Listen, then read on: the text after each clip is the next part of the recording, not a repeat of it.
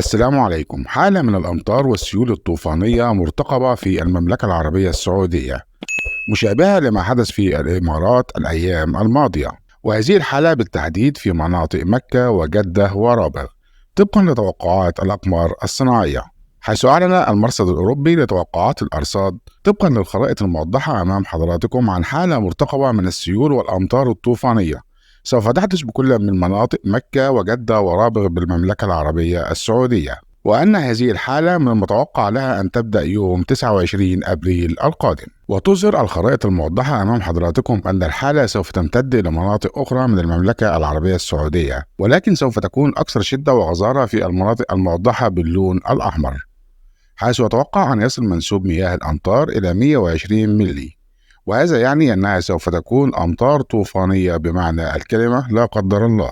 وقد تمتد الحالة أيضا إلى العاصمة الأردنية، وهي الموضحة باللون الأحمر أيضا في الخريطة.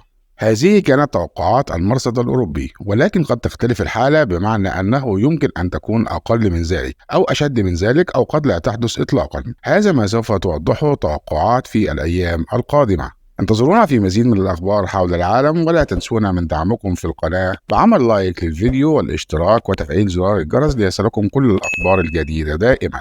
والسلام عليكم ورحمة الله وبركاته.